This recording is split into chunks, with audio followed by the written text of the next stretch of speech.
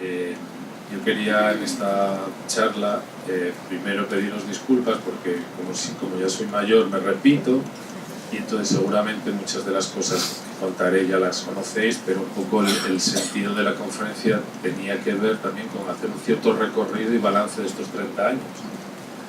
Muchos de vosotros trabajáis en la red, con lo cual algunas de las cosas pues ya las conocéis, las hacéis, estáis en ello y ya lo vivís, ¿no? Pero no me queda otra que hacer un breve recorrido de esta historia, de su situación actual, de sus retos de futuro, y también me gustaría terminar con algunas ideas que a mí me parecen interesantes no solo sobre la red, sino sobre el futuro de la rehabilitación, o la rehabilitación tiene futuro.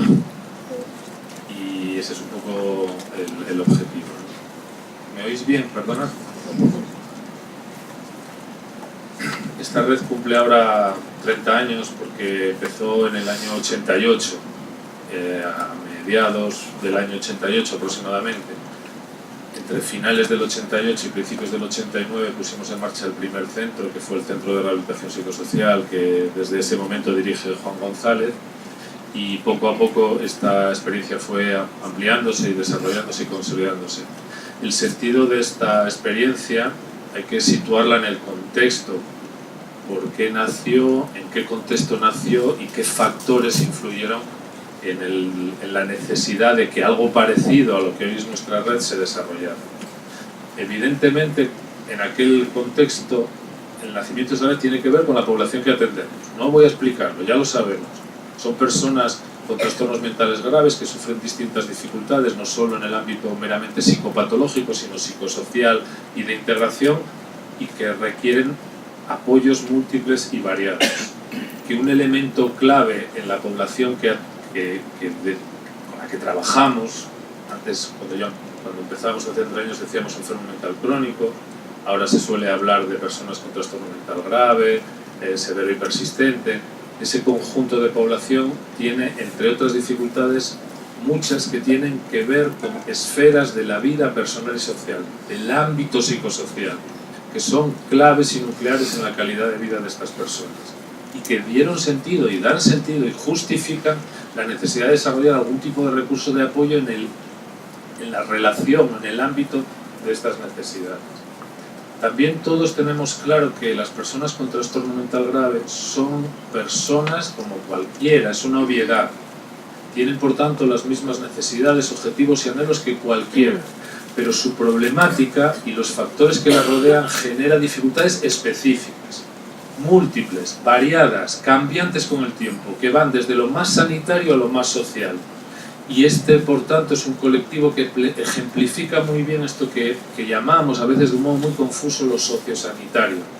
Una persona con trastorno mental grave va a necesitar muchas cosas, unas más claramente sanitarias, otras más claramente sociales. ¿Cuál es el límite entre lo sanitario y lo social? Es variable, depende de la estructura y organización de los servicios, de cómo en cada territorio, cada comunidad autónoma, los servicios de salud mental o los servicios sociales o los recursos comunitarios se vayan organizando. Pero es evidente que necesitan distintos apoyos. Diagnóstico, tratamiento, seguimiento, atención en crisis, mejora del funcionamiento, rehabilitación, apoyo residencial, apoyo a la integración, cómo ayudarles a superar sus dificultades de integración laboral, rehabilitación laboral, etc. En aquel momento además estaba la Comunidad de Madrid y toda España absolutamente implicada, muchos de los profesionales implicados, en un gran cambio del modelo de atención. Acaba de llegar Manuel Desviat, que es el emblema en la Comunidad de Madrid de este proceso de cambio y transformación, de un modelo institucional a un modelo comunitario. Cambios que hoy, con 30 años de recorrido, pues a veces ya parece que fueron fáciles, que era evidente que había que hacerlo, pero fueron cambios complejos, difíciles y todavía con algunos elementos pendientes. Pero era evidente que había que desarrollar recursos comunitarios, servicios de salud mental en el entorno comunitario, transformar las antiguas instituciones psiquiátricas.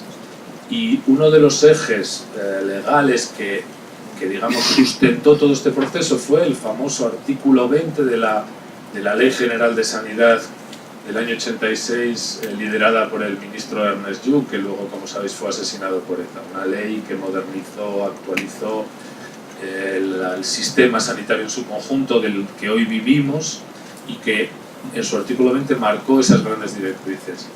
Y cuando yo empecé a trabajar allá por abril del año 88, el punto 3 fue el ancla desde la cual empezar a justificar la necesidad de desarrollar recursos desde el ámbito social en la rehabilitación y reinserción de personas con enfermedad mental.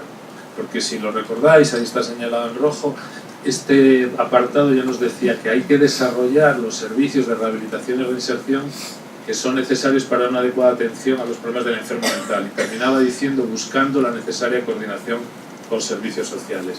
Este es el contexto que da sentido y en el que se tiene que entender una experiencia como la de nuestra red.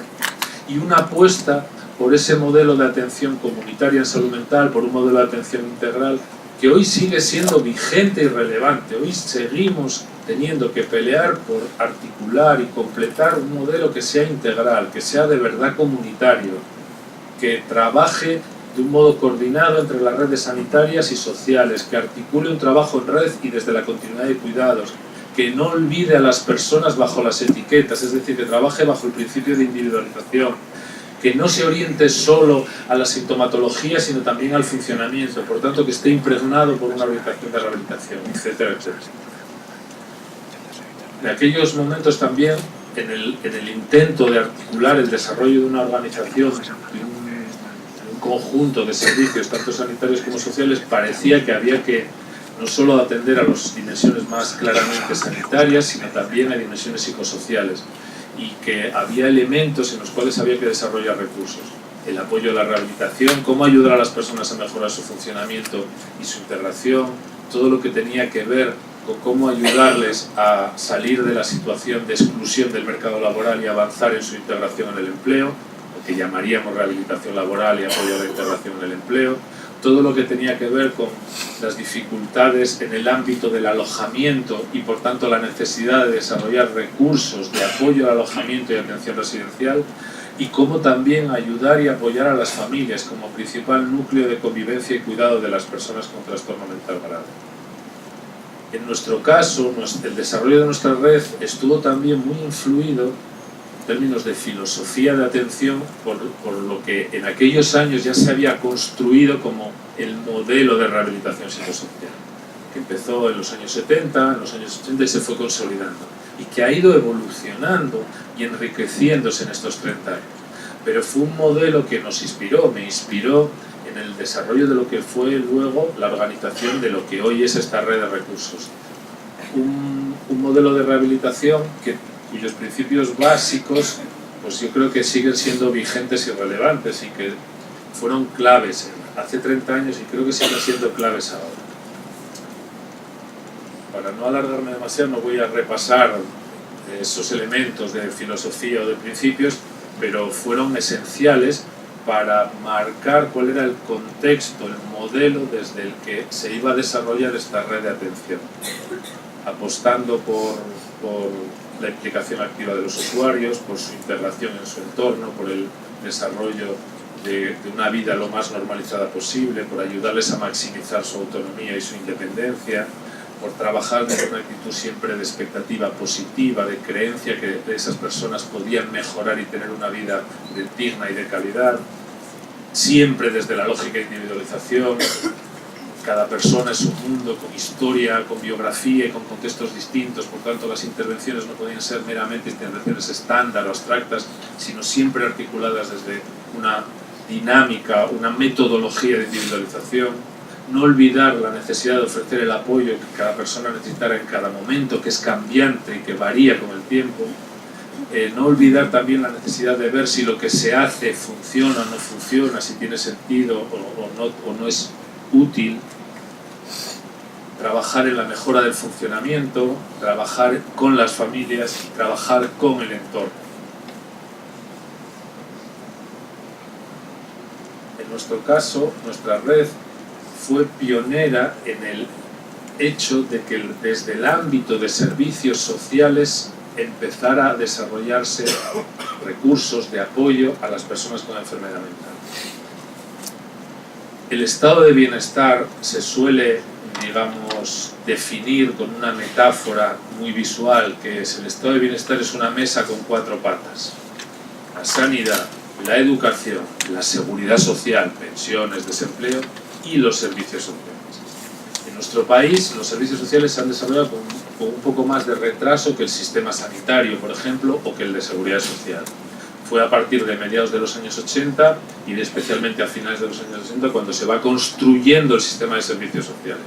Los más veteranos recordaréis el Plan Concertado de Prestaciones Básicas de Servicios Sociales, las primeras leyes autonómicas de servicios sociales que fueron en los años 80 y que marcaron un poco ese cuarta pata o ese cuarto elemento del estado de bienestar. Y era evidente que parte de las dificultades de nuestra población se expresaban en problemas de funcionamiento, de integración, de aislamiento, que tenían que ver con el objeto y el sentido o los objetivos de la intervención desde servicios sociales. Por eso era muy importante que los servicios sociales, que ya lo decía la Ley General de Sanidad, colaboraran en este proceso. No fue fácil. Yo llevo 30 años en la consejería responsable de los servicios sociales. Paréntesis, ha ido cambiando de nombre a lo largo de estos 30 años. Cambia demasiado de nombres, confundimos a la población. Solo durante una legislatura nos llamamos Consejería de Servicios Sociales. Confundimos servicios sociales con asuntos sociales, con políticas sociales, que son más que los servicios sociales. Y a veces eso no creo que sea bueno. Creo que es no situar claramente este ámbito de intervención y en cierto modo confundir a los ciudadanos respecto a lo que deben esperar del sistema de servicios sociales. Y a veces confundimos una parte con el todo con la parte, los objetivos con el ámbito de intervención, y creo que habría que, igual que no se cambian los nombres de las consejerías de sanidad y educación, como mucho se le añade algún añadido: educación y cultura, educación y deporte, sanidad y consumo, pero en servicios sociales hemos ido cambiando demasiado de nombres y deberíamos llamarnos servicios sociales. Era evidente que en ese momento se estaba construyendo un sistema de servicios sociales con 2 grandes niveles de atención, parecido al sanitario: un nivel de atención primaria, que eran servicios sociales generales o comunitarios, y la conformación y modernización del sistema de servicios de ámbito especializado. Pues era importante que desde los servicios sociales, tanto generales, pero también especializados, se articulara el desarrollo de una red específica de apoyo a las personas con trastorno mental grave. Es verdad que los servicios sociales en los años 80 eran un poco ajenos a la problemática de la salud mental y de la enfermedad mental. Yo cuando empecé a trabajar en la consejería, y aquí está Manolo que recuerda de esa época, yo era un poco el bicho raro en servicios sociales que hablaba de salud mental y el bicho raro en salud mental que hablaba desde servicios sociales. Eran momentos a veces de ubicarte, pero creo que era evidente y sigue siendo evidente y es claro que los servicios sociales han de cumplir un papel clave en la atención comunitaria de las personas con enfermedad mental. Si acaso nuestra experiencia fue pionera, empezamos un poco antes que otras comunidades autónomas, muchas poco a poco y a veces poco a rebufo de nuestra experiencia fueron también intentando desarrollar recursos de apoyo social, de rehabilitación, de atención residencial a estas personas con un trastorno mental grave. La historia de estos 30 años es una historia, yo creo que positiva. Claro, soy juez y parte, ¿qué voy a decir? Pero creo que cuando la ves en perspectiva y en recorrido histórico, entre todos hemos construido un pequeño milagro. Yo que salgo mucho a otras comunidades autónomas y ves desde la distancia lo que hemos podido articular y construir entre todos. No es un mérito de Abelardo, que sea listísimo y es un mago que lo hace todo, es una labor conjunta con salud mental y desde profesionales extraordinarios. El verdadero privilegio de nuestra red son los más de 1.460 profesionales que día a día pelean, desarrollan, cambian, innovan, ayudan a que esta red sea lo más útil para las personas con las que queremos trabajar y a las que queremos mejorar su calidad de vida. Y eso es claro. Nuestra red pasó por 3 grandes etapas, como la vida: la infancia, la adolescencia, juventud, y ahora estamos en una etapa de madurez. Y ojalá dentro de 30 años hablemos de la etapa de la jubilación, que en 30 años, es decir, 60 años de experiencia de la red, a lo mejor ya hay que hacer otras cosas o ya no hace falta hacer tanto de lo que veníamos haciendo. Nuestra historia empezó en el año 88 con una cosa que llamábamos Programa de Servicios Sociales Alternativos a la Institucionalización Psiquiátrica, el PESAIP. Tenía un nombre impronunciable, pero era el contexto de la época. ¿Qué estaba pasando? Desde la Consejería de Sanidad se estaba empezando y impulsando el cambio del modelo de atención en salud mental. La Consejería entre comillas, de Servicios Sociales venía a colaborar en ese cambio, en esa transformación, en esa alternativa al antiguo modelo de institucionalización psiquiátrica. Ahí empezamos a desarrollar el esqueleto de las grandes tipologías de centros que conforman nuestra red. Los centros de rehabilitación psicosocial, el primero se abre a finales del 88, pero los usuarios entran en mayo del año 89. El primer CRL se abre en el año 90. La primera mini residencia se abre en enero del año 90. Ese fue un poco el embrión. Los primeros pisos se abren en el año 91-92. Entre el año 88 y el año 92 nacimos y fuimos creciendo. Fue como nuestra infancia. Pasamos de 0 a unas 600 plazas en el año 92. En ese año ocurrieron muchas cosas. La Expo, las Olimpiadas, también una gran crisis económica. En el año 93 se alcanzó un 27% de paro. Fue una crisis distinta a la que llevamos desde hace 8 o 10 años, pero ¿qué pasa cuando hay crisis? Que siempre hay frenos presupuestarios, recortes, reajustes, y lo social siempre un poco queda en el furgón de cola.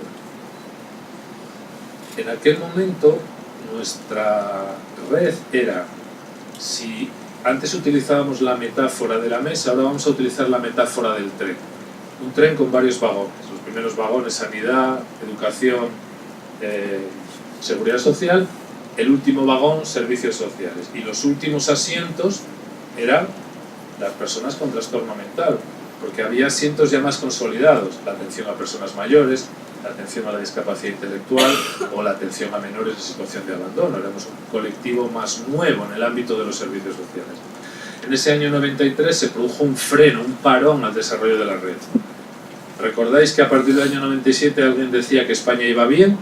Y España fue poco a poco mejorando su situación económica. A partir del año 98 volvimos a crecer. En aquel momento mi pelea era conseguir que este crecimiento no fuera espasmódico, no fuera un año creces, otro año no creces, sino intentar articular algo que permitiera un desarrollo rápido y sostenido de esta red. Fue la pelea por el desarrollo, por la aprobación de lo que llamamos el Plan de Atención Social de Personas con Enfermedad Mental 2003-2007. Bueno, ya sabéis que no es lo mismo un programa que un plan. No es la solución mágica a todo, pero tiene que tener un diagnóstico, tiene que marcarse unos objetivos, tiene que tener un cronograma y una memoria económica. Afortunadamente, el 8 de mayo de 2003 se aprobó nuestro plan, que marcaba objetivos, que tenía ratios, que suponía una memoria económica para crecer, y eso fue como nuestra oportunidad del salto del gigante, del crecimiento de la adolescencia para superar la juventud y llegar a la edad adulta. Fue un momento importantísimo. Afortunadamente, además, coincidió con bonanza económica. Afortunadamente, entre 2003 y 2007 no hubo una crisis económica que frenara este proceso y conseguimos un avance enorme. Este avance, además, fue un avance no solo en lo que ya había, sino en desarrollar nuevos dispositivos. En el año 2003, aparte de los centros de rehabilitación psicosocial, de los centros de rehabilitación laboral, de las mini-residencias, etc., diseñamos entre los profesionales de la red en aquel momento 2 nuevos dispositivos intentando cubrir las lagunas que habíamos detectado que podía tener la red en esos momentos. Diseñamos en distintos grupos de trabajo en los que se debatió cómo hacerlo.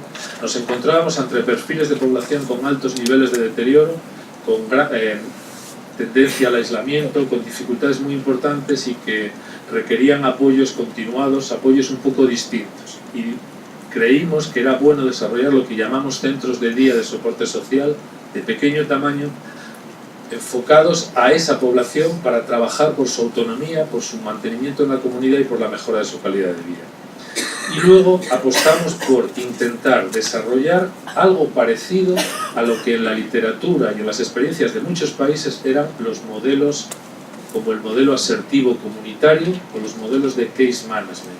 Intentar llevar al entorno, a las personas con más dificultades, apoyos.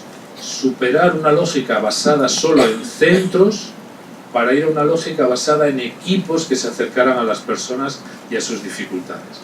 Hicimos una especie de remedo, de síntesis entre cosas del modelo asertivo comunitario, del modelo de case management y luego de la situación de la Comunidad de Madrid. Y ahí creamos lo que llamamos equipos de apoyo social comunitario, con dos grandes misiones, como muy bien sabéis: la atención domiciliaria para mantener a las personas en la medida de lo posible en el domicilio de su elección, y luego otro elemento clave: acercarse a aquellos con más dificultades que, teniendo recursos para poder mejorar su situación, no los utilizan, no los quieren utilizar, están, digamos, desgajados de la red. Acercarse, ganarse su confianza, establecer un vínculo que permita un acompañamiento.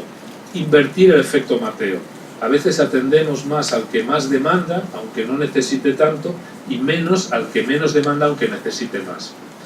Buscábamos acercarnos con equipos, con tiempo, con paciencia, para vincularles luego a los dispositivos sanitarios y sociales que necesitan. Me parece que fue, me diréis, claro que vas a decir, pero que fue un gran acierto, ambos tipos de recursos. Luego lo podremos ver con un poco más de detalle. Afortunadamente, este plan nos permitió ese gran salto de gigante. Pasar de 1.269 plazas en mayo de 2003 a 5.222 en diciembre de 2007. Crecimos incluso más de lo que teníamos previsto. Tener un plan, un documento, no te soluciona nada, pero sí es un elemento importante. Yo ya no podía, antes tenía que decirle a mis políticos: hacen falta centros, son muy importantes, es fundamental, tienen muchas necesidades. Ahora podía decir: el plan de atención social aprobado en Consejo de Gobierno y ratificado por la Asamblea establece estos ratios y estos cronogramas.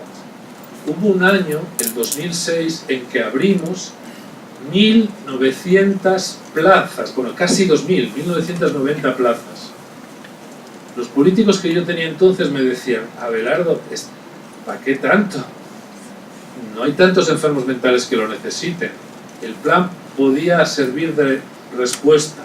Había unas ratios que habíamos establecido, cuánto era como mínimo de lo que teníamos que tener, de rehabilitación psicosocial, de rehabilitación laboral, de residencias, para alcanzar una red mínima adecuadamente distribuida y que permitiera, no de un modo óptimo, pero sí de un modo mínimo, atender las necesidades de las personas de nuestro entorno. Hoy ya no se hacen planes, hoy ya se hacen estrategias. Ya hay un compromiso cada vez más laxo con marcarse objetivos, con evaluar, con tener cronogramas y tener memorias económicas. Afortunadamente, en aquellos años, al menos en nuestra consejería, sí hubo un magnífico esfuerzo de planificación.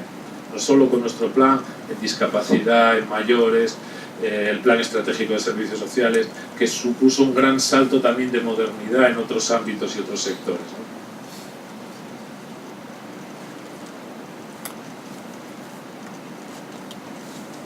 A partir del año 2008 teníamos una planificación de un crecimiento de otras 2.000, 3.000 plazas hasta 2011. ¿Pero qué pasó en 2008? Ya lo sabéis, empezó la crisis. Primero de un modo larvado, parecía que se iba a resolver relativamente pronto. En 2009 parecía que ya se salía de la situación, y a partir sobre todo de 2011 y especialmente 2012, la crisis golpeó con mucha fuerza. Y nos golpeó mucho.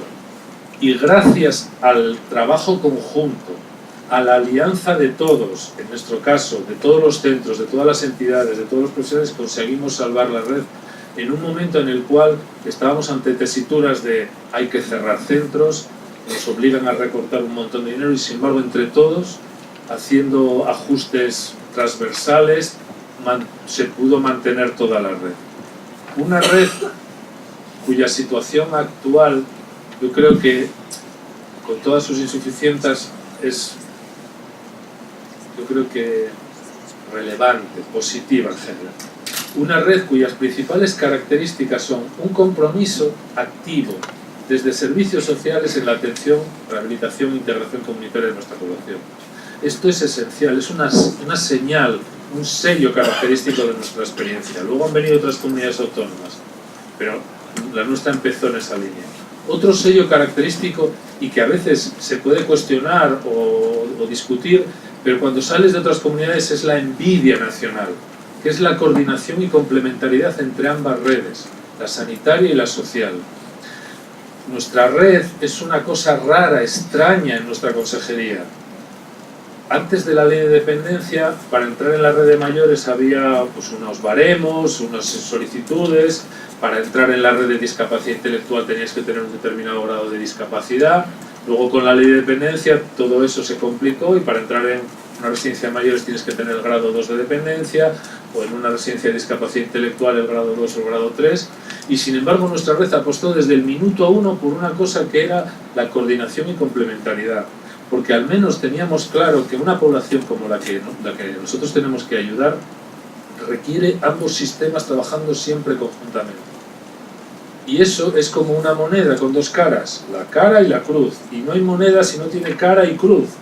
Por eso, a mí me costó mucho también hacer entender a mi estructura, a mi consejería, a mis políticos, que tienen una red, que paga una red de servicios sociales, pero que quien decide el uso de esa red son los profesionales de salud mental del sistema sanitario. Pero esto es clave y es una de nuestras principales fuerzas y fortalezas. Una red coordinada y complementaria, en donde los servicios de salud mental de distrito, sus programas de continuidad de cuidados, conocen a las personas, son responsables de las personas, valoran sus necesidades, derivan a nuestra red y hacen un seguimiento conjunto. Eso nos ha hecho a todos más fuertes y más eficientes. Y visto desde otras comunidades autónomas, pues se vive con una enorme envidia en muchos casos. Quizá Andalucía tiene un sistema parecido al nuestro, pero en Valencia o en otras comunidades la situación no es así. Y esta coordinación no es tan fluida, con todas las dificultades que siempre tiene la coordinación, pero creo que estos 30 años han demostrado que esto es útil y eficiente. Eso supone una gestión descentralizada y territorializada. Desde el primer minuto toda la red ha sido sectorizada. La primera mini residencia que empezó en enero del año 90 tenía solo 22 plazas, pues se asignaba 2 plazas al antiguo área 1, 2 plazas al antiguo área 2, una plaza al antiguo área 6, para intentar desde el primer minuto sectorizar y que hubiera esa coordinación y corresponsabilidad entre ambos sistemas. También somos una red rara en servicios sociales porque es una red con una gestión desburocratizada, no se exigen requisitos de acceso, ni económicos, ni de discapacidad, ni ahora de dependencia, desde la ley de dependencia. Es una red que se basa en decisiones técnicas de los profesionales de salud mental. Y esto es una ventaja enorme. Y no sabéis lo que supone. Si no, tendríamos que estar al albur de que las personas para entrar en un CRPS, en una residencia, tuvieran que tener el grado 2 o el grado 3 de dependencia. Con lo cual dejaríamos fuera, dado que la ley de dependencia no está pensada para nuestro colectivo, dejaríamos fuera a la mayoría de las personas a las que queremos ayudar y apoyar. Y somos la única red de la Comunidad de Madrid, digamos, al margen de la dependencia, y casi de España.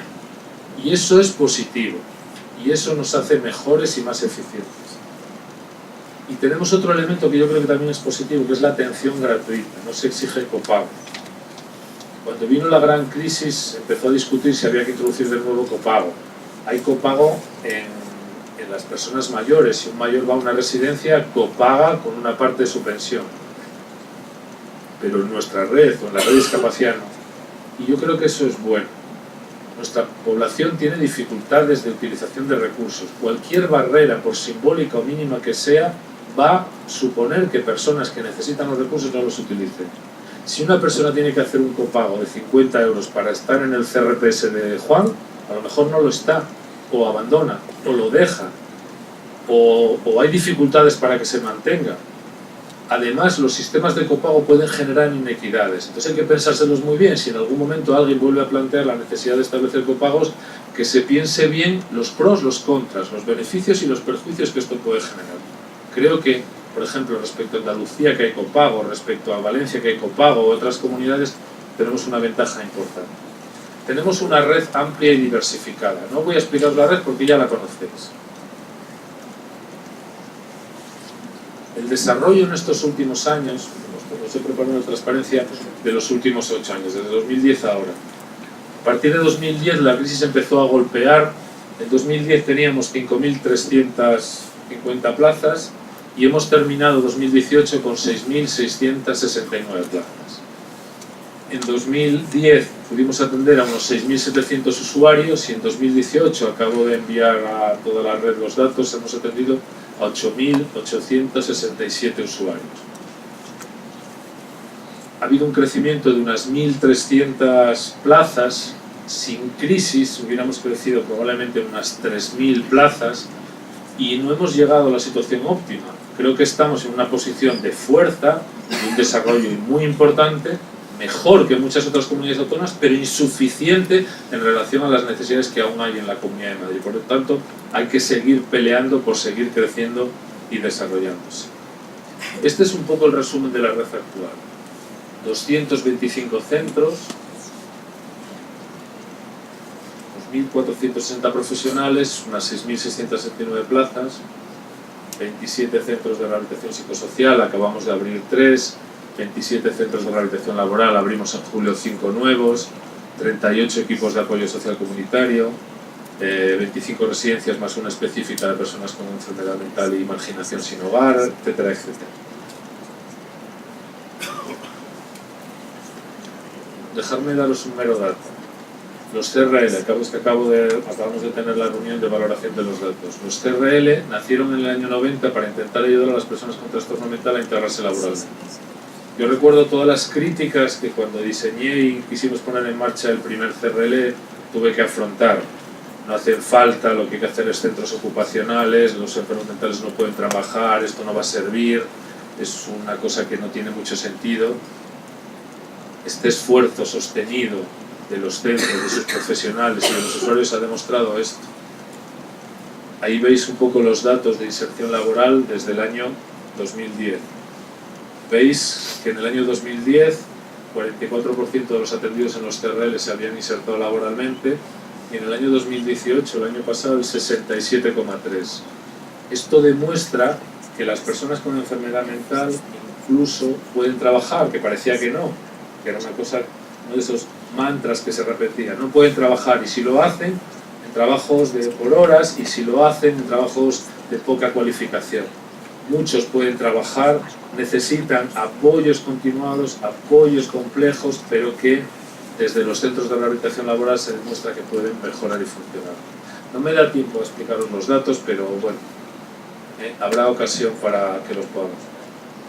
¿Cuál es a mi juicio el balance global?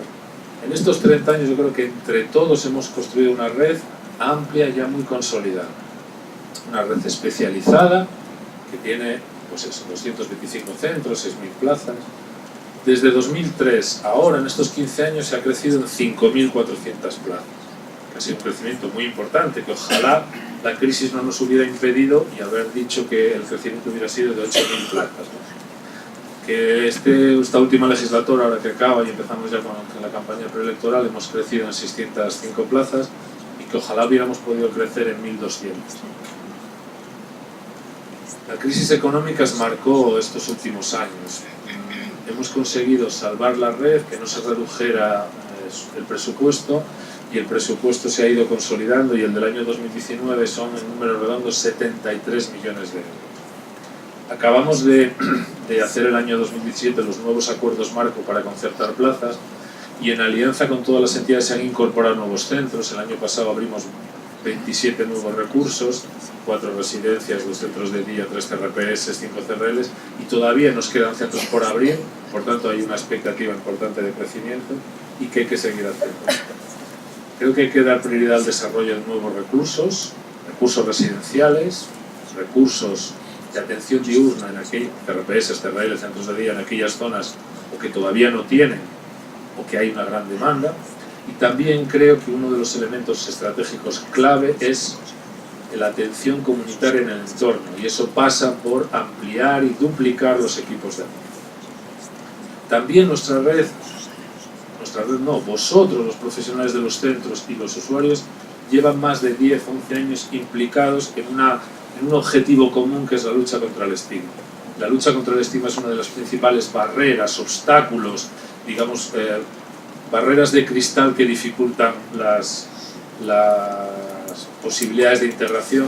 Nuestra red de un modo sostenido y creciente desde el año 2007 ha ido trabajando en cada centro, en cada zona, aliándose con otras entidades, con salud mental, con asociaciones, con agentes sociales, con entidades vecinales, trabajando en colegios, en institutos, en universidades, para ir cambiando esta imagen social, ir sensibilizando a las personas con enfermedad. Creo que somos un buen ejemplo de coordinación sociosanitaria, con todas las dificultades, con todas las quejas que pueda haber, pero comparado con otras redes en la propia Comunidad de Madrid, siempre se habla. Yo llevo 30 años, he participado en 5 esfuerzos de hacer un plan sociosanitario de la Comunidad de Madrid. Algunos se completaron y no se desarrollaron, y el año pasado hicimos otra, la estrategia de atención sociosanitaria, y somos el ejemplo, entre comillas. No es un mérito de la red, es un mérito de la red y de salud mental, pero para otros sectores de la atención sanitaria y social somos un ejemplo claro. Creo que hemos consolidado desde nuestra red un modelo de intervención social comprometido con la rehabilitación, con la integración, con la recuperación, con una atención territorializada, con una atención sectorizada, y que esto se evidencia también en la propia distribución de los recursos. No hay recursos solo en una zona, hay recursos en general en todas las zonas. Hay el 55% de los centros y recursos en la ciudad de Madrid y el 45% en los grandes municipios. Este esfuerzo de territorialización ha ido aparejado a una adecuada distribución territorial. Creo que la atención se basa en la calidad de los profesionales. Ahora hay más de 1.460 profesionales en número redondo. Cuando venían las vacas flacas en 2013 y nuestro consejero Salvador Vitoria nos obligaba casi a medio cerrar los centros, nos obligó a comparar nuestros costes con los de otros recursos similares de otras comunidades autónomas. Resulta que las ya residencias, José Manuel, que está aquí, conoce bien la experiencia en Cataluña, tenían costes de en torno a 54 euros plaza día, las nuestras en torno a 90. Claro, pues claro, qué malos sois los de Madrid, qué gastizos sois, qué poco eficientes, pero comparábamos chorras con merinas. En una residencia nuestra de 30 plazas hay un director, un psicólogo, terapeuta ocupacional y monitores educadores. En las residencias catalanas no había figuras de psicólogo, no había figuras de terapeuta ocupacional, había como educadores o monitores con baja cualificación y un número menor. Pues sí, que es más barato, pero no es igual. Esto es la clave. ¿Por qué los CRL funcionan y son tan eficaces? Porque tienen equipos muy potentes: director, psicólogo, terapeuta ocupacional, técnico de apoyo a la inserción laboral, intermedia con el mercado laboral, preparador laboral, apoya en el propio puesto de trabajo, maestros de taller. Pueden ser más baratos, los podemos hacer con 10 horas de terapeuta ocupacional y un maestro de taller, claro, pero no son igual de potentes ni de eficaces. Esta es la clave. Y nuestra red en este sentido, comparada con la red de discapacidad o la red de mayores, yo creo que es una red que tiene una calidad por los equipos multiprofesionales, no solo en cantidad, sino también en calidad, que nos hace mejores. Eso permite una optimización y eficiencia de la red. Con 6.669 plazas atendemos a 8.800 personas, porque los centros permiten estas rotaciones, gente que entra, gente que sale. El año pasado hubo 3.100 derivaciones de salud mental. Entraron unos 2.900, no recuerdo el dato exacto, pero 2.800 usuarios en el conjunto de la red. Salieron aproximadamente unos 1.900 usuarios. La inmensa mayoría, más del 60%, por alta. Estas rotaciones permiten dar esta eficiencia. Si para entrar en una residencia, en la mini residencia de Alcalá de Henares o en la de Carabanchel, hubiera que entrar con el grado 2 de dependencia, una vez que se llenaran sus 30 plazas o sus 24 plazas, ya no se movían hasta que se murieran. En una residencia de 30 plazas se atienden a unos 50 usuarios al año, porque hay personas que están en estancia corta, estancia transitoria, que junto con las estancias intermedias. Los CRL han demostrado eficacia. Luego, gastamos 72 millones de euros, atendemos a 8.800 personas y damos trabajo a 1.460 profesionales. Este gasto no es un mero gasto, es una inversión.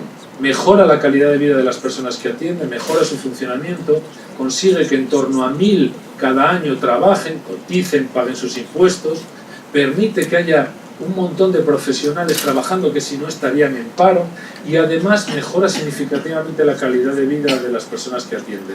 Reduce recaídas, incluso contiene, no queremos atribuirnos el mérito, pero contiene el riesgo de suicidio. Estar atendido en la red disminuye de un modo muy importante el riesgo de suicidio. Eso es otro dato que hay que tener en cuenta. La red cuesta 72 millones, pero atiende a mucha gente, ayuda a mejorar su calidad de vida, facilita un empleo cualificado a casi 1.500 profesionales, permite que 1.000 usuarios trabajen y además reduce también y produce ahorros en el gasto sanitario. Si la gente recae menos, se hospitaliza menos. Si la gente se adhiere mejor a los tratamientos, por esa coordinación y trabajo conjunto, también conseguimos una mejor optimización. Se ha mejorado también, yo creo que mucho, la oferta de apoyo a las familias en estos 30 años. La lucha contra el estigma es clave. El año pasado, el balance que hicimos de más de 370 actuaciones. La lucha contra el estigma es complicadísima, es como un monstruo, como la hidra con 7 cabezas, le cortas una y aparece otra. Solo funcionan las estrategias de contacto y solo funciona el tiempo, la tozudez, la gota malaya, gota a gota, lluvia fina, año a año, cada año muchas acciones en cada zona, consiguiendo que las personas de cada zona conozcan estas situaciones y dificultades. Personas que hace 10, 12 años se manifestaban contra la apertura de un centro, ahora participan en una actividad con ese centro o acuden a una actividad solidaria como un ropero gestionado por usuarios. O esta Navidad, los jóvenes y niños de Torrejón de Ardoz, durante sus vacaciones, donde iban era a una actividad preciosa que era un circuito de coches teledirigidos, hecho y gestionado por los usuarios del Centro de Rehabilitación Laboral de Torrejón, por poneros ese ejemplo. La percepción de los vecinos de esa zona de Torrejón ha cambiado, o de otras zonas, ¿no? También a lo largo de estos años hemos apostado mucho por el deporte como instrumento de integración. El deporte ha ayudado, con las experiencias de Ligasame y de Sportsame, a dar oportunidades que han resultado de gran interés y de gran utilidad como instrumentos en estos procesos de rehabilitación y recuperación. También, gracias al esfuerzo de los profesionales, se ha ido consolidando un saber hacer. Hemos ido publicando lo que llamamos los cuadernos técnicos, documentos técnicos que han ayudado a formar no solo a profesionales de Madrid, sino del conjunto de España. Nuestros cuadernos verdes de rehabilitación psicosocial, laboral o atención residencial, guías de funcionamiento, guías de pisos, y hay que seguir trabajando en esto. Retos de futuro. Por supuesto hay que seguir creciendo y ampliando la red. La red no ha conseguido atender a todos los usuarios que lo necesitan. Ahora mismo hay unas 1.200 personas en lista de espera en los diferentes tipos de centros y zonas. Es necesario seguir creciendo. Hay que darle una prioridad a los recursos residenciales. Tenemos que intentar en los próximos años crecer en torno a unas 10 como mínimo nuevas residencias, a unos 20-25 nuevos pisos supervisados, a unas 30-40 nuevas plazas de pensiones. No para resolverlo todo, pero sí para amortiguar esa lista de espera y enfrentarnos a los retos que el futuro nos va a traer en este ámbito del apoyo al alojamiento y de la atención. Tenemos que completar la distribución territorial de centros de atención diurna. El año pasado abrimos 5 nuevos TRL en zonas que no tenían, o 3 nuevos TRPs en zonas que no tenían, pero todavía quedan zonas que les falta algún tipo de recurso. Considero que en estos próximos años habría que crecer en torno a 7, 8 nuevos TRPs, 8, 9 CRLs. Hay zonas que no tienen CRL o zonas con gran demanda y que necesitarían un segundo CRPS o un segundo CRL. Y en torno a, ahora mismo tenemos 34 centros de día, en torno a 6 nuevos centros de día en zonas que todavía faltan. Y como os decía antes, uno de mis principales objetivos técnicos es al menos duplicar los equipos de apoyo. Ahora hay 38 equipos, todos los distritos de salud mental tienen un equipo. Hay ya 2, Arganda y Usera, que tienen 2 equipos. Intentar que progresivamente todos tengan al menos 2 equipos para multiplicar esa capacidad de atención en el propio entorno, en el propio domicilio de las personas con más dificultades. Hay que seguir trabajando en reducir la brecha de género. Y esto es un objetivo que llevamos tiempo, un objetivo estratégico. Marga, por ejemplo, es emblemática en esta tarea. Hemos ido ganando año a año, punto a punto, esta brecha de género, pero ahora mismo estamos en un 61% de atención a hombres, en un 38% de atención a mujeres. Tendremos que poco a poco ir al menos alcanzar, a mi juicio, 55-45. Ojalá fuera la paridad completa, 50-50. Pero esto es una brecha que hay que trabajar entre todos, desde la red y con salud mental. A veces las mujeres con enfermedad mental, las familias, los roles domésticos les aplastan, les aíslan, acuden menos, demandan menos, se piensa menos en ellas, a los CRL llegan menos y llegan más tarde, aunque paradójicamente se insertan más y mejor. Pero esto es un reto, yo creo, de todos, la brecha de género. Otro reto es los jóvenes, la intervención precoz. Tenemos que entre todos, ahora que la red cada vez es más fuerte, con salud mental, ya el nuevo plan de salud mental lo incorpora, potenciar la intervención precoz y con jóvenes. Y a mi juicio yo creo que hay que colaborar desde CRPS u otros centros, pero muy especialmente con los equipos de apoyo social comunitario. Tenemos experiencias muy interesantes de cómo con un chico de 18 años que acaba de debutar con una primera crisis, el equipo de apoyo le ayuda y al cabo de un tiempo le acompaña y vuelve a la universidad donde estaba haciendo segundo de carrera, o le saca rápidamente, digamos, del circuito asistencial para volver a normalizar su funcionamiento y sus roles. Y hay que continuar trabajando en la lucha contra el estigma. Como es un monstruo, como es una cabeza de 7 hidras, es como una tarea de tiempo y paciencia. Cada año seguir. Y yo que llevo 30 años, se notan los efectos. A mí casi me linchan en 2003 en Torrelodones por querer abrir un centro. Yo tuve que cambiar el CRPS de Alcorcón de lugar, tuvimos que cambiar el CRPS de Arganzuela de lugar, tuvimos manifestaciones en contra. Acabamos de abrir un montón de nuevos centros con pequeños conatos, pero sin ninguna dificultad. Y en cada zona, el esfuerzo de cada centro y de sus usuarios en primera persona está aminorando de un modo, a mi juicio, importante este fenómeno, esta barrera del estigma. Bueno,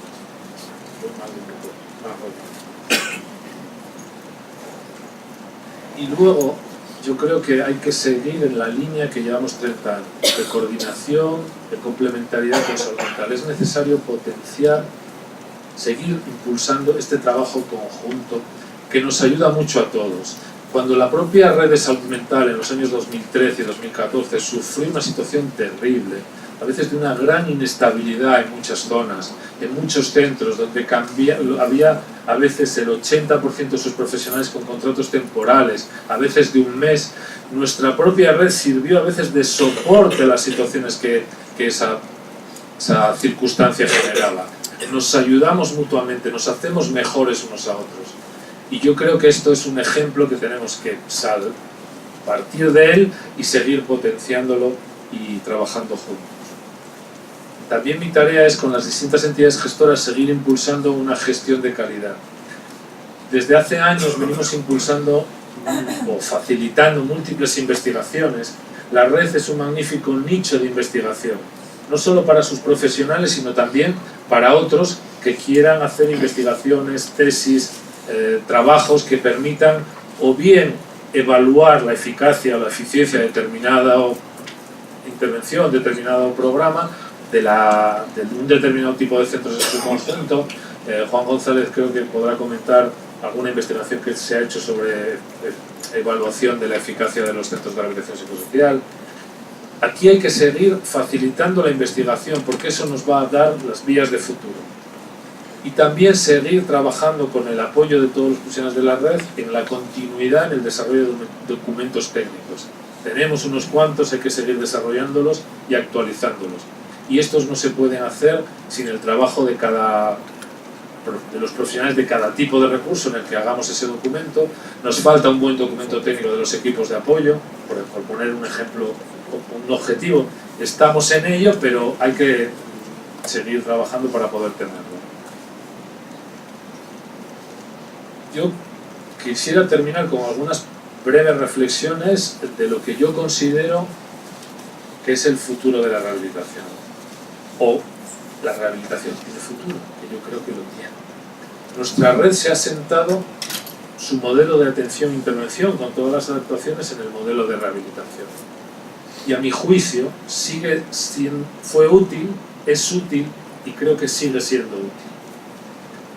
Creo que sigue siendo pertinente. Sus principios, digamos, de filosofía de atención, sus grandes escenarios, sus grandes ámbitos de intervención, muchas de sus prácticas, entrenamiento en habilidades, apoyo comunitario, apoyo psicosocial a las familias, acompañamiento, intervención en el medio, han demostrado utilidad y eficacia y por tanto no las podemos desechar, no las podemos apartar, sino sobre ellas complementar. Yo soy muy partidario de incorporar nuevos ámbitos, nuevos conceptos, nuevas acciones que complementen y mejoren. Creo que el modelo de recuperación, que hoy está desde hace años ya muy presente, es un modelo de enorme interés. Ha puesto el foco en la persona, en su proyecto vital, y eso es muy relevante. Cada vez más en nuestra red se está trabajando en esa filosofía de recuperación, que hay que tenerla muy presente. Pero creo que no cancela ni sustituye al modelo de rehabilitación. Lo que hace es reforzarlo y complementarlo. Porque yo que llevo 30 años, los principios de la recuperación formaban parte del ADN de la rehabilitación. La implicación, la participación activa, el control de la propia vida, no hacer nada sin el consenso, sin la participación de la persona, trabajar por que tenga un proyecto vital, de vida, significativo. Era el ADN. Puede que a algunos se le haya olvidado, no lo discuto. Puede que haya venido muy bien con la emergencia o la construcción del modelo de recuperación, ayudar a recordar, ¿no? Como una campana que te ayuda a no olvidar lo que tienes que hacer. La recuperación complementa, es de gran interés. Por tanto, la recuperación tiene que estar en el modelo de rehabilitación y formar parte de él. Algunos elementos clave que son muy relevantes y deben de serlo en el futuro: la individualización, la participación e implicación de la persona, la contextualización de la intervención, el trabajo comunitario en el entorno. Son ejes fundamentales del futuro de la rehabilitación. Creo que es importante, ya se viene haciendo desde hace muchos años, no estoy diciendo nada nuevo, pero creo que es muy importante naturalizar las intervenciones. Utilizar escenarios, actividades naturales, sociales, culturales, deportivas, como escenarios de rehabilitación. Hay que potenciar el uso de esas actividades por la potencia para la generalización de las intervenciones, para la naturalización, para el sentido de esas intervenciones que a veces en un despacho pueden quedar desgajadas del contexto de la vida de las personas. Hay que fomentar desempeño de roles sociales significativos para la persona. En definitiva, por resumirlo, hay que fomentar la vida como contexto de los procesos de rehabilitación e integración. Y creo que no hay que psicologizar ni psicoterapeutizar, perdonadme el palabra, todo. A veces hay que utilizar actividades sociales, culturales, deportivas, musicales, teatrales, por supuesto, pero no hace falta ponerles la pátina de arteterapia, musicoterapia, teatroterapia o boxeo terapéutico como para justificar su interés. Psicologizamos tanto todo que lo psicologizamos hasta la vida. La vida es el escenario de la vida de la persona y de la rehabilitación. Utilizar el fútbol, el teatro, una exposición, el cine, lo que sea, ir al bar, hacer una salida como escenario de rehabilitación es esencial, pero a veces tendemos, y los psicólogos somos muy culpables, yo soy psicólogo y a veces me avergüenzo, de psicologizar todo. Y no niego la musicoterapia es una cosa, Pero llamar musicoterapia a todo lo que tenga que ver con algo de la música no hace falta. La música es buena en sí misma, la danza es buena en sí misma, hacer deporte es bueno en sí mismo, ir a una exposición en el Thyssen es bueno en sí mismo. Y eso es lo que quiero decir con no psicoterapeutizar todo. Creo que es esencial seguir impulsando el protagonismo de los usuarios, la autodeterminación y el empoderamiento. Esencial. Es un principio clave, siempre lo fue. A lo mejor a algunos se nos ha olvidado, o se les ha olvidado, pero es esencial. Pero también es esencial reconocer las dificultades que puedan tener cada persona en cada momento. Las personas en cada momento pueden tener necesidades distintas. Tenemos que tener muy presentes sus necesidades de apoyo. A veces, diciendo que individualizamos, generalizamos. Diciendo que lo importante es la autodeterminación, a personas con grandísimas dificultades esperamos a que se autodeterminen solas. Y eso no es así, no es correcto. A los niños les educamos para ser libres. No nacen educados, les educamos. El apoyo no tiene que ser una obligación, un determinismo, un paternalismo, pero sí tiene que tener en cuenta que hay personas que necesitan apoyo. Por tanto, cada persona necesita un apoyo distinto. Y a veces no hay que esperar a que una persona decida qué quiere hacer, porque a veces no puede decidir nada.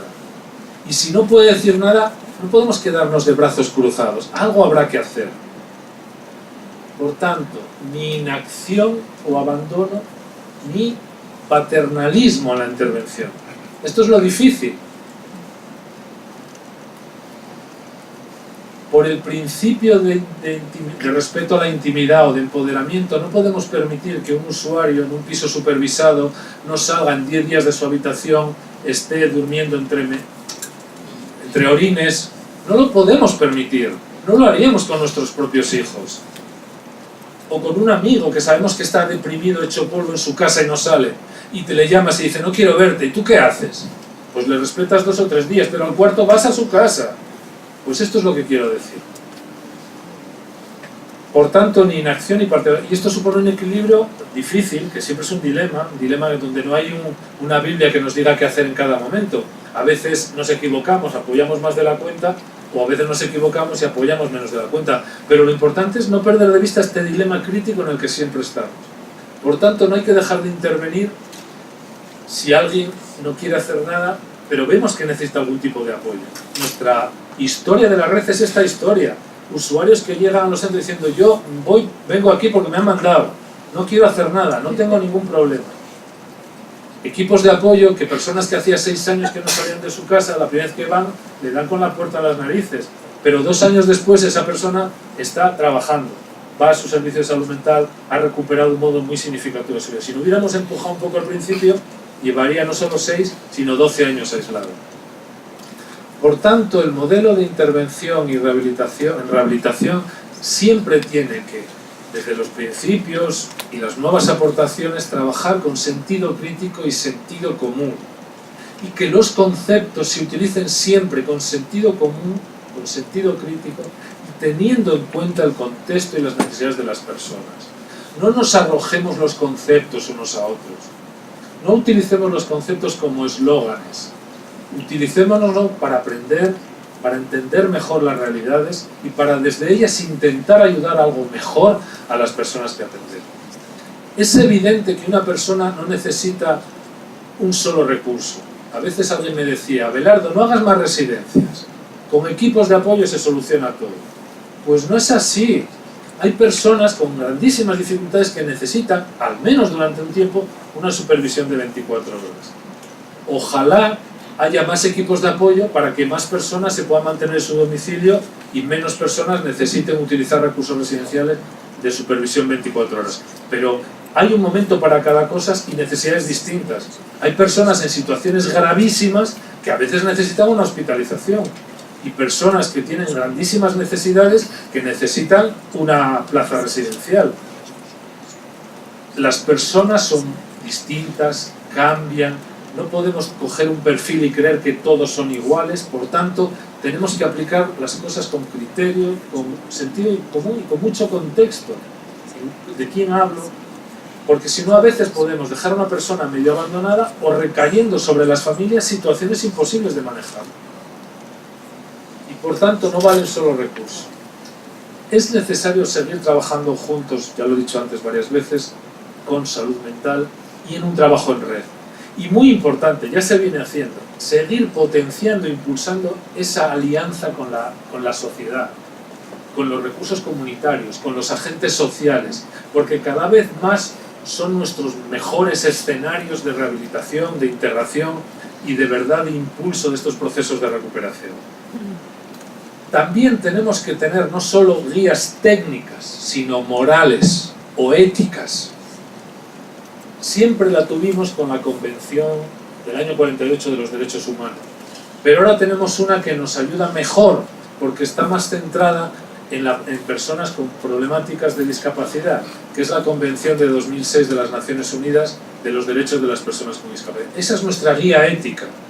Esa guía ética, esos principios deben de servirnos de criterio para luego analizar nuestras prácticas y ver por dónde vamos. A lo largo de la mañana, me parece, algo de esto hablará Mar en su momento. Sin duda alguna, sí, ya acabo. Sin duda alguna hay que tener en cuenta nuevos abordajes que están surgiendo, sin duda alguna. El abordaje del diálogo abierto de Laponia,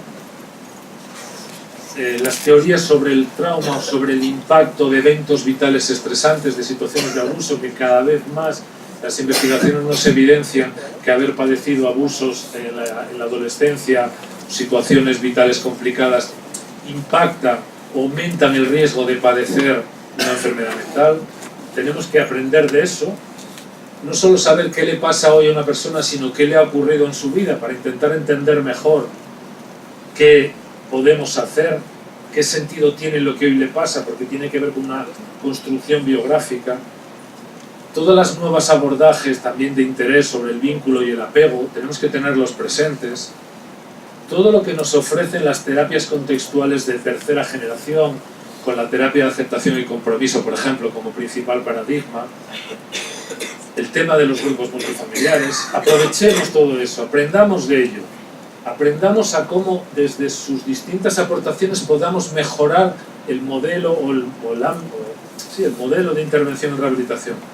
Pero no tiremos al niño con el agua sucia de la bañera, es decir, no perdamos de vista principios y prácticas eficaces, reforcemos, ampliemos, tengamos perspectivas que nos ayuden a entender cosas que a lo mejor no estamos entendiendo del modo más integral, pero esto es clave. Y tampoco dejarnos llevar de un modo acrítico por modas. Estamos en una sociedad muy de modas, muy de olvidar el pasado, de que todo es aquí y ahora. Os he puesto dos ejemplos que creo que son el ejemplo paradigmático de las modas. El mindfulness, que hay mindfulness para todo, en todo hay mindfulness, y la psicología positiva. Bien, no todo se soluciona, ni con mindfulness ni con psicología positiva. A veces parece nuevo, pero es muy viejo. Es aquel vieja máxima de vino viejo en odres nuevos. Por ejemplo, con la psicología positiva encubre una historia ideológica enormemente hiperindividualista, muy vinculada socioeconómicamente al neoliberalismo, con una hiperindividualización de las dificultades que desgaja a la persona de su contexto, y el problema es que yo tengo que fortalecer mis fortalezas y eso es lo que me hará triunfar y ser feliz. Las realidades son mucho más complejas. Permítanme una recomendación. Yo, como soy de Oviedo, acabo de leer, el año pasado leía un ensayo maravilloso de Marino Pérez, de José Carlos Sánchez, de mi amigo José Carlos, compañero de facultad, se llama La vida real en tiempos de felicidad. Es un análisis crítico buenísimo para ser un poco más precavidos con estas modas, ver lo que hay debajo. A ver, de todo se aprende, pero no todo sirve, ni todo vale igual. Por tanto, el futuro de la rehabilitación o la rehabilitación tiene futuro. Ambas cosas.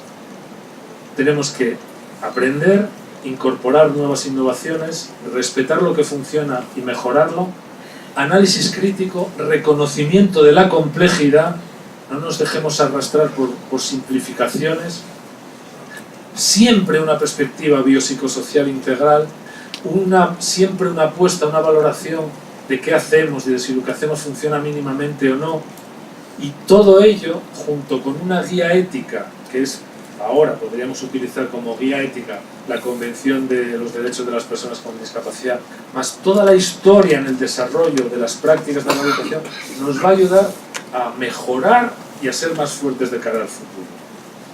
Creo que la red ha construido en estos 30 años una cosa muy interesante, mejorable, pero creo que muy positiva y valiosa entre todos.